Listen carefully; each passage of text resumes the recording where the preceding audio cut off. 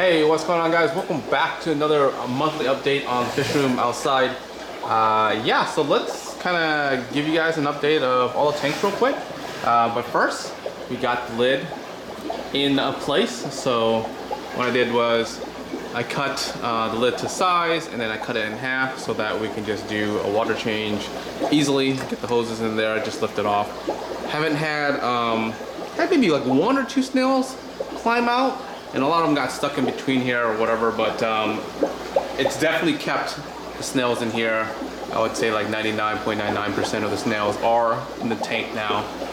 So what I did over here was drill a hole, put in like the air stone, clip the little corner here for the heater, and then over there is the sponge filter. So I'm liking it so far. I'm thinking about doing the same thing over here. I did already cut another one for this. The only thing is this one has 2 additional lines for the egg tumbler, and the egg tumbler could be on each side. I'm not really sure yet, so I gotta figure out, like, you know, what side I want to keep the egg tumbler on permanently, and I'll drill those holes and kind of leave them in there in place. So maybe I'll put something similar to that over there, and I think it'll be pretty nice, pretty easy.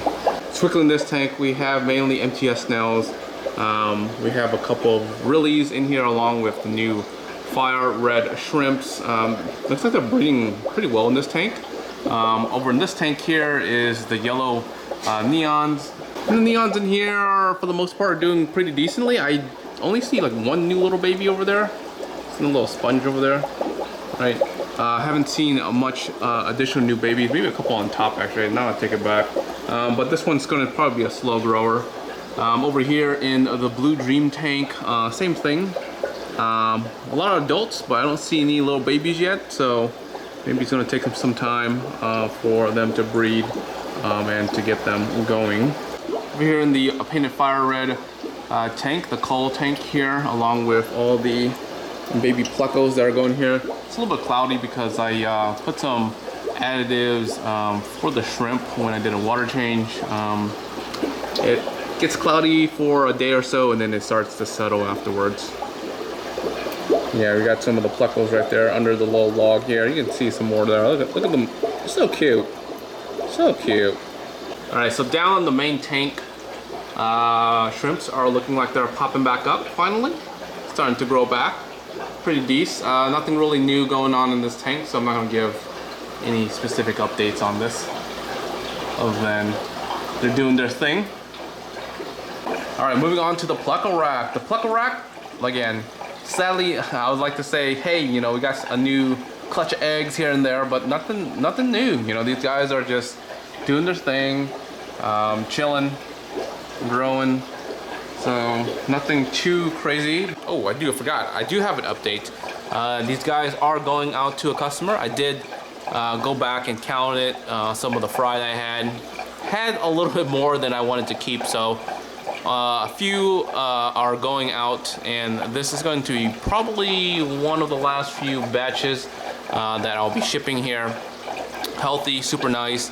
I fast them for a day. I'm gonna be shipping out tomorrow. So the plants down here are growing pretty slowly. You know, they're doing their thing. Can't really complain.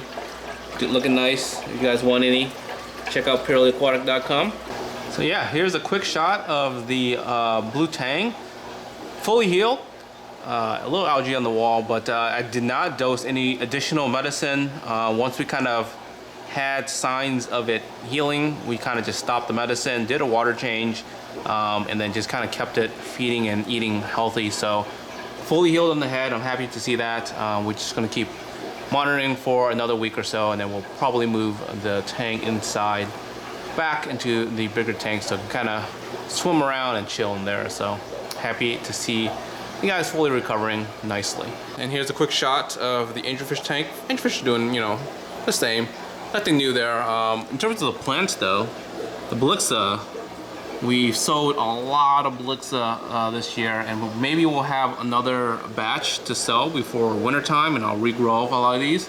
I try to thin out the plants as much as possible, and then winter time I'll just kind of grow them back. So we have the true bonsais back here that probably one more trimming, and we'll cut them back, and then we'll grow them out. Same thing with the Kimberly, maybe one more group of cell, and then we'll trim those back. The Liguilla hasn't been doing well this year for me. It did, you know, okay in the beginning of the year, and then like towards the end of the year, I started to kind of not look too happy. The other Blixa here has been just the same size. I started with 2 of them. Now I have 3, but it really hasn't multiplied. It's just like one big root. You can kind of see there, just one big clump, and I can't really split them because I don't see it splitting, you know. It's supposed to split like the Blixas, but I don't really see it doing its thing, you know. And then finally, the last tank over here is the temporary quarantine tank for the new leopard plecos that I gotten in here. They are looking good, you know. Eating pretty well. You know, these guys look like they're pretty fat, pretty nice. We're hoping that at least 1 out of these 3 is a female, so we can kind of get a breeding going in the other tank, because I think I have mainly males in the other main Pleco tank there, so we'll see. All right, so the tiger Pleco is not cooperating with me. I can't get a good angle on him, but he's slowly healing. He has a patch still that is white, but before his whole body was white, so we're just going to continue doing a water change. We're going to continue feeding him, and he's going to go through the full quarantine with these other fish anyway. So yeah, I'm not too worried about him. He'll bounce back. And here's the other Pleco tank. I forgot to show you guys. Glare, I can't help it. I'm trying to like stand on all these different angles here, but it doesn't help. Leopard Plecos and zebra Plecos. Zebra Plecos, all males, no breeding. And same thing with the leopard Plecos. I think I have a single female in there, but the female hasn't, you know, been showing any interest in breeding, or maybe she's not big enough. But there's a lot of males. They're always in the caves here, kind of like this guy here. Along here, scattered everywhere. Same thing with the zebra Plecos. So we're hoping those other new leopard frog Plecos that I gotten in will be at least 1 female, so we can get some breeding going on. Hopefully we can get those guys breeding maybe this year, next year, something like that. So that's part of the plan. But yeah, so that's the quick update for October. If you guys aren't subscribed yet, make sure you guys are subscribed. And like always, till next time, guys, peace.